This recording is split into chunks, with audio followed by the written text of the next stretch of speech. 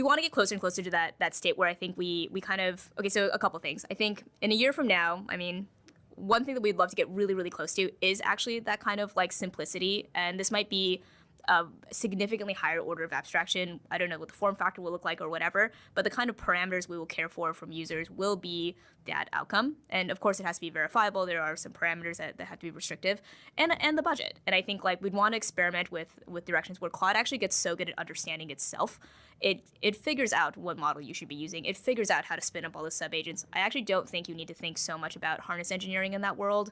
Today, you don't have to think so much more aggressively about like tool construction, for example. Like we've kind of made that a little easier, and you get to delete a little bit of that scaffolding. Less prompt engineering too. Yeah, exactly.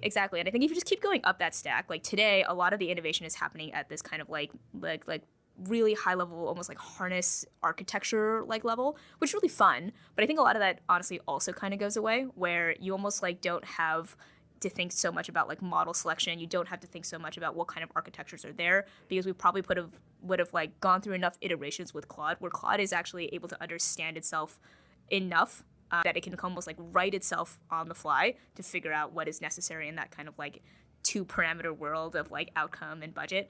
I don't know that we'll get there like in a year, but I feel like we might be able to do like the outcome part of that with like maybe, some error bars on the budget side.